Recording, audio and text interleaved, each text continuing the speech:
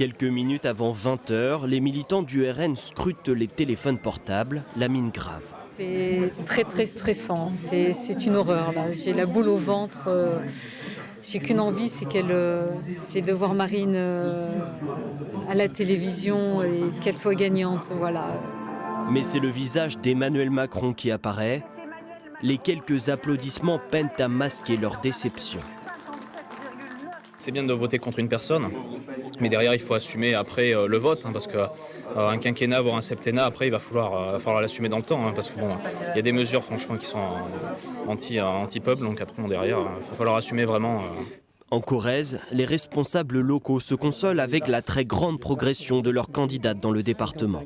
On était à 29% en 2017, c'était 71-29 et désormais on va être aux alentours, ça a affiné entre 40 et 45 pour notre candidate, ce qui nous laisse dire qu'on a de belles perspectives pour les élections législatives à venir. Chez les macronistes, on savoure. Je pense qu'on va pouvoir sortir le champagne. Belle victoire d'Emmanuel Macron.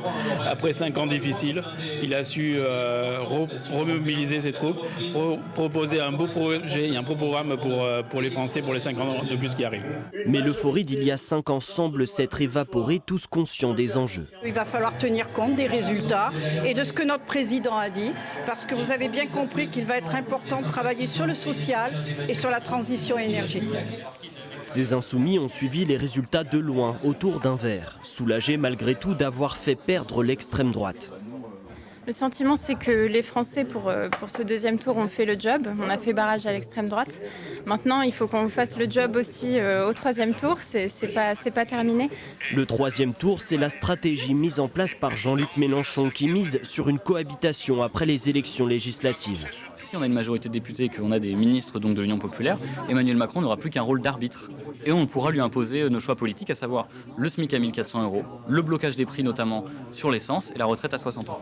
Pas de résignation hier soir pour les perdants. Tous se projettent déjà dans la nouvelle bataille des législatives qui commence aujourd'hui.